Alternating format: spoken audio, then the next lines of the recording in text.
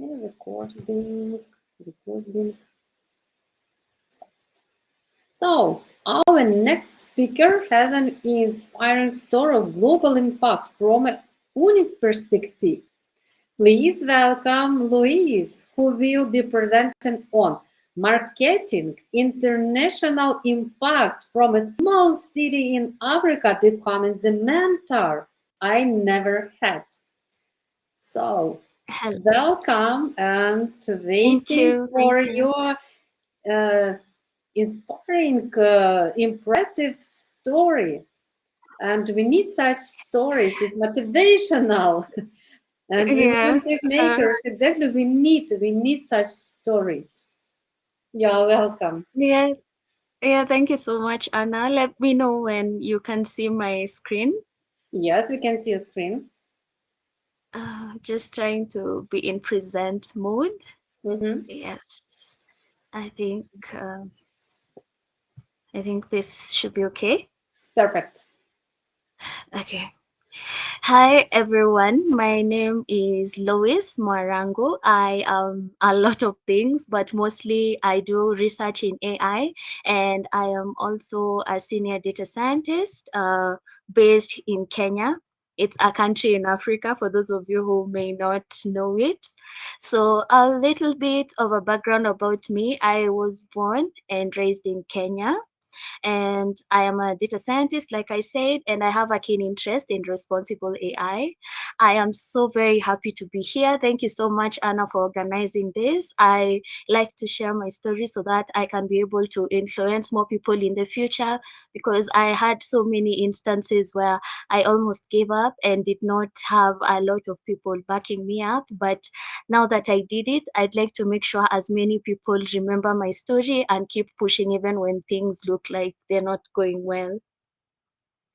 So I was born in a small village in Nairobi. So it's a bit far from Nairobi. So what the Nairobi is the capital city of Kenya, and I'm not from the capital city. I'm from a more rural area. You can see this photo is a photo of where I came from. It's very green. I had quite a good childhood where my parents really valued education and did everything they could to make sure we stayed in school, even though we did not have that many resources. But I am so happy that they made that step, because if it were not for them, I would not have been able to see so many things and make such a big impact. Okay, so when I went to school, on the left is a picture of the school I went to. This is your basic school in Kenya, where we don't have that much resources, like I said, but you get to have the basic needs and just an education from people who have trailblazed and who have been able to do much in the society. So they become teachers and then they teach us. So here is where I saw my first computer at the age of 7. There is a non-governmental organization that gave a donation to the school, where we had around 50 computers. But since the school had close to 800 students, you can see that there is no balance there. So sometimes we'd have to share one machine in between 3 different people. But I remember computer being the classes that I really liked. It used to happen once a week, again due to the resources. Things like electricity were a problem, but I remember those were my favorite lessons, and they used to happen on Fridays. And I remember just waiting for Friday just to be able to interact with a computer. So that is where my interest began. And from there, I don't think I've ever looked back. I've always been trying to interact with my next computer and just understand the magic behind it. So I'll go back after my primary school. I went on to high school. Again, the same issue with not enough resources. Just me wanting to pursue that area, and then I went to high school. There were no machines there. We only had like 2 machines, and after some time they got spoiled. So we weren't able to still interact with more machines. So I had to drop computer in high school and not interact with machines until much later in life. I I'd say I passed well, went on to university where I started doing a course in statistics because I was always very good at math. And there's this societal pressure towards women that there are certain areas you do not excel in. It's like an unspoken rule that if you're a woman, you do not go and do computer courses. So I kind of succumbed to that and picked a less complex course, which was in statistics. I completed my university and started working as a data scientist. As a data analyst, but I was only doing a lot of quantitative analytics and collecting data. So I did not feel like I had enough impact in what I was doing. So I tried to do a career shift, and there were some scholarships in software engineering where I went on and learned how to do web development. And then during this time, I remember being very discouraged because in my first class, we were around 5 ladies and the class had about 60 people. So I remember just feeling very out of place, and then also getting a bit of aggression from the male crowd because there's a lot of unemployment here in Kenya. So where people do not want the opportunities that they have to be taken or deducted. So I remember feeling like maybe I should quit this and just go back to doing data collection. But then I just kept pushing through. I wouldn't say I had any mentors except from my parents, who have always been telling me that anything you want to achieve, you can do it. Although it was still a bit hard because when you go into the field, it gets very complicated in terms of you have things like imposter syndrome where you're feeling like you're not good enough. And then on top of that, around you, no one else believes in you. So I really struggled in the transition, but I finally finished the course and then started working a bit as a software developer. And then COVID-19 came and we kind of didn't have jobs. So I was stuck in the house. I have my degrees and my papers, but I didn't have options on where to make money. So I had to again move back to the village and stay at home because there was a lot of phobia around COVID and just mixing up with people. And the economy was not very good. So a lot of companies were just slowly closing down. So yeah, that was a bit rough for me. It was a rough around year and a half, but during that time, I remember staying at home. At that time, I had been able to afford a laptop for myself, and I just tried and got an internet connection back at home. It was a bit hard since it's rural and a lot of companies do not give internet in this country, in these parts of the country. So I finally got a provider, and the internet will be around 10 megabytes per second. And sometimes I will be doing something and then it will keep buffering and loading. It was very, very slow, but I managed to get into a course by Udacity and AWS, and another one by Udacity and Microsoft Azure, where I learned cloud for machine learning. And that was the first time I really did a project in machine learning. And I remember my first project was a recommender engine where I was taking data from the e-commerce and just using it to recommend different products based on the customer behavior and the interactions with the applications. So I found that very interesting, and I remember staying up at night just trying to finish that up so that I could see the impact it could lead to. And at that point, I realized that this is what I was meant to be doing and not anything else in this world. So at that point, I did more courses and participated in more hackathons, and that is how I got my first internship and worked there for around 6 months. So the thing with internships in Kenya is that most of them don't pay. And then considering that I was entering into this new field where I'm a lady and not a lot of the people in the field are women, so it was I could already tell that they were not going to pay me unless I prove myself. So I had to keep doing more projects, putting myself out there, and then just learning while doing it. So I did that for around 6 months, and then confirmed that I was now employed permanently there. And I remember the joy in my heart, but it was still more, it was a bit still hard because my voice could not be heard. I'd be in a room and I had so many things I wanted to change in the sector, in everything, and I just wanted to be able to make that impact, but no one would listen to my ideas. And I just remember just shying away and deciding if they won't listen to me, I'll just do the minimal part of my job and just do what I'm told and continue with that. And I did that for a bit over a year. But then I got to some point and asked myself, is this what I want to do 5 years from now? Just sit down and take orders from someone, even if I know what they're trying to do could be improved or is not just good enough for the market out here.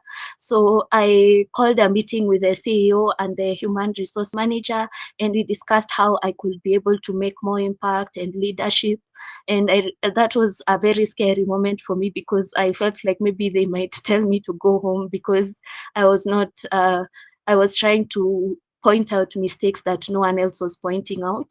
Being the only lady in the company, it was very normal that I should not have a say and I should just sit and listen to what everyone else is doing. And at that point, I remember things started shifting around for me. Just the fact that I'd go into a room and someone would ask, okay, what do you think about this? So I found that very, very empowering for myself and started asking to get more interns who are women in the company. So that started also happening, and I'd take them under my wing and train them from scratch. Some of them did not have a lot of exposure in the field.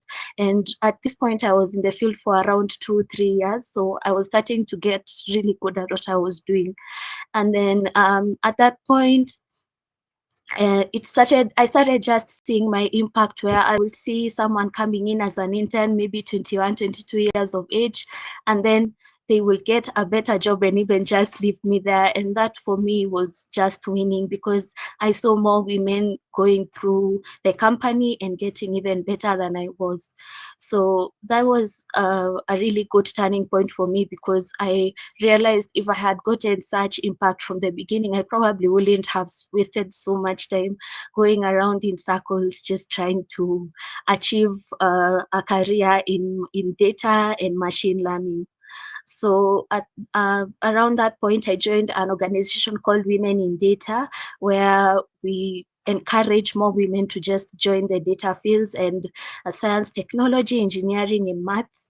So this organization helped us to get more outreach, especially for students in universities, and just to show them that, hey, there are women in this field. You may think that there's not so many of us, but here we are, and we need you to come in so that you can get your perspectives and so that you can be good at this. So we started arranging for hackathons and just events where we would just try and encourage more women to come in. And at this point, I got around 4 women who I was able to mentor and just to help them get better at coding and just to help them be more outspoken and to stop cowering away in fear because with these men, you just need to always speak up. So that was a very good thing for me, and I really enjoyed feeling like I was trying to improve the lives of other people and taking away fear that was so unnecessary. There's another organization called Codietu where we also teach coding to kids. So this is also something that I have been trying to do more of. So it is, there are slums in Kenya, and slums are generally just places where the people have live below the minimum wage.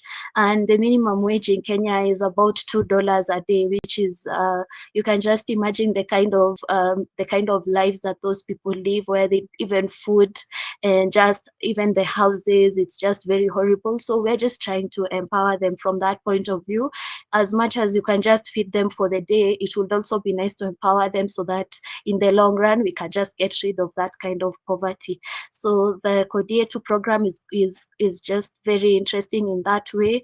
And we're dealing with 4 different slums at the moment. And I also personally just teach code to any female children that I see who are interested, or just try to spark the interest in them, especially those who already have the resources, just to ensure that this gender gap is bridged as early on as possible. Okay, so at this point, I'll talk about some of the challenges that I face. The first one is, like I said, limited resources. Even after I got my first laptop, there are those things that you need to be able to create a machine learning solution or an AI solution that really makes sense. So things like the cloud storage, a fast internet connection, those are things that I really struggled with. And I think it's still a struggle even to this day, where so many people have such good ideas and such good innovations, but because of the limited resources in terms of machines and all that, then it means that those solutions just do not go very far. I've had so many projects where we've started off, and then in the middle, the budget or the money allocation is just not enough, and then most times you have to just wait maybe for funding to be raised and more of that. So that is one of the challenges that's really crippling innovation in Kenya. And I think right now universities are trying to teach students how to work with very limited resources, because that's also something I pride myself in. Every project on, I have used the least possible amount of resources that need to be used for it to be executed, because I do not have the luxury or the ability to waste resources. So if it comes to things like training, a normal AI engineer would probably have so much cloud resources just lying around. For me, I have to work to ensure that I don't do too many trainings, because first of all, it's not even good for the environment. When you do that many trainings, the emissions are harming the environment, and also the fact that I just can't afford to waste because I have a very limited budget. So I think this is one of those things that every aspiring machine learning engineer and AI engineer should put into their values, that as much as you're doing all of these other things, right, just try and use the least amount of resources possible. Another challenge that I've had is the embedded sexism in the societal values in Kenya. It's just one of those things where, you can't choose where you are born, and you can't choose how the people around you think. So that's one of the things that really brought me down a couple of times and made me feel like what I was trying to do did not have a big impact. But I'd like to say that this has also strengthened me as a person, because it has helped me learn that everyone does not have to like what you're doing, or they do not have to relate to what you're doing. What matters is the impact you think you can make, and how smart you think you are. So if you think you're smart enough and you think you can make an impact, it does not really matter that you'll walk into a room and know that everyone does not value your opinion, or that everyone is wondering why you are here when you should be doing a course in hospitality or like cabin crew. Yeah, it does not matter to you if you once you go through all the things I've gone through. And I think I would like to inspire everyone in the call today to just take on that attitude, that it does not matter what other people think about you, just keep going. And that way the impact you make is even 10 times bigger once you take on that mindset.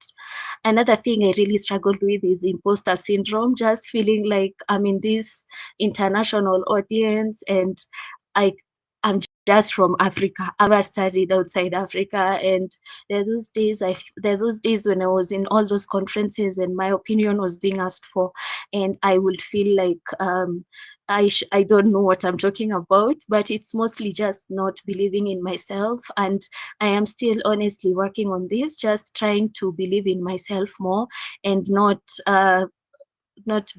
degrade my knowledge or the things I have done just because I'm from Africa. So I'll now talk about how I got into responsible AI. So I was working, as I said, I was working as a machine learning engineer where I mentored a lot of young women. And at that point, the CEO was interested in my work and he asked me to come in and asked if I could handle the research. I was also doing my master's in artificial intelligence. So I was doing a lot of research and trying to invent new things and how we can just solve the problems in Africa using machine learning and AI. So I was promoted to be the head of research and capacity building, where at that position I was able to train a lot of children and also a lot of students in university. I think more than 300. So it really made a good impact and helped me just believe in myself more when I saw my students and the people who I had started teaching from scratch, building very good solutions, getting jobs in international companies. I think that's something that I'm really proud of to date, and I hope to continue impacting such knowledge different in different people's lives and just making sure that everyone has someone to look up to. Everyone I meet, I'd like to make sure they have someone to look up to. So around this time, I got an opportunity at the US Department of State and Atlantic Council. So they had a fellowship where people from different, they select one person from each country who can be a representative in the AI industry.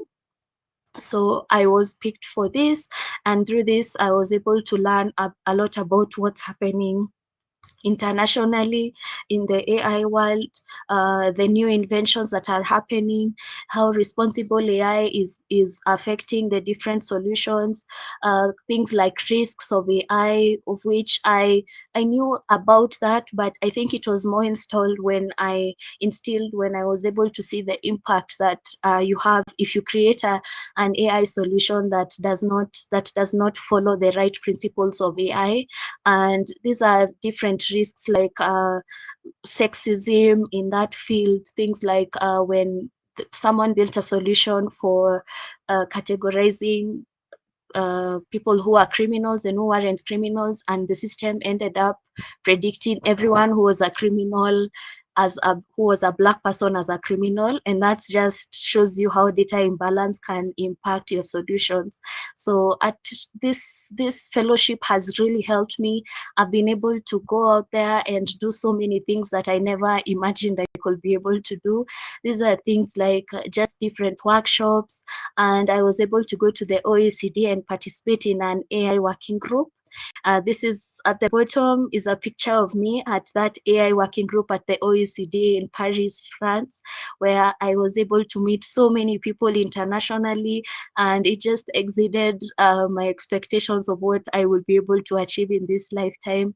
I've also worked in South Africa with different representatives from all over Africa. The above is a picture of me at the AWS Skills Center in Cape Town, and these are some of the representatives from all over Africa that I met, and they are very interesting people. You just learn more and more about every different country in Africa and how things are done so differently, but we're still battling the same problems. So these are things that I hope to do more, just interacting with more Africans and just making an impact in this continent and more just all over the world. So I've also done a lot of work in AI, but maybe I can pinpoint some of them that I think I'm really proud of. So the first one is AI work to improve Kenyan exports, and this is in the agriculture sector. So Kenya exports so many different agricultural produce. The main one is flowers, and then there's tea and coffee and things like avocados. So the problem is when we're exporting things, the quality of products is sometimes low, and that means we are currently only allowed to export at specific times of the year. So this is a research that's helping us determine the quality of different crops using pre-harvest practices. So things like the soil quality, the weather conditions, and yeah, all of that, like pre-harvest practices, the spraying. We also assist different farmers to be able to do spraying in that is precise spraying instead of spraying the entire farm, which also impacts the environment and the climate. We want them to do precision spraying, where if one crop only has the disease, we spray that one crop way before it spreads. And that kind of work, we use drones, and it's very interesting just to see the kind of technology that Kenyan farms are already using. And I hope that that is able to grow, because the impact we're already making right now is very big, and I hope we can spread into other crops and be able to do more impact. So I've also participated in Kenya's AI strategy, where there have been different working groups on the AI specialists in Kenya. So we recently just had the AI strategy. Before there, we did not have any rules governing AI in Kenya, and I think that was a problem because people were just building without thinking about things like responsible AI and how the risks of AI come in. But this strategy is helping Kenyan farms to be more, create AI that is higher quality and more to the international standards. So that's something I'm really happy about, that I participated and gave opinions as an AI practitioner in Kenya. And some of those opinions I have seen already in the AI strategy.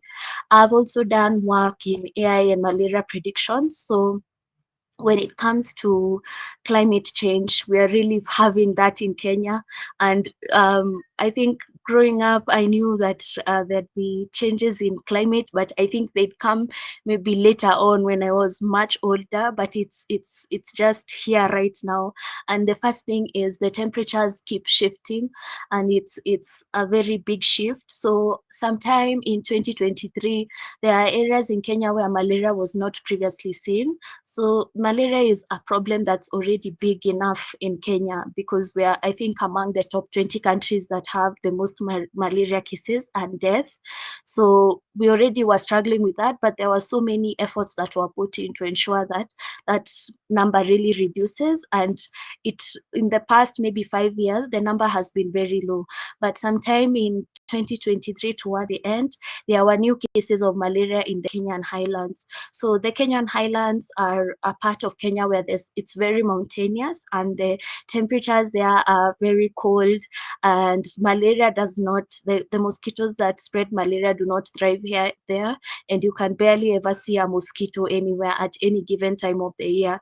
So there were cases of malaria there, and actually some people lost their lives due to that, pregnant women and children under 5. So upon further investigation, it was that there was a huge heat wave, and this led to the malaria parasites being able to survive in that environment.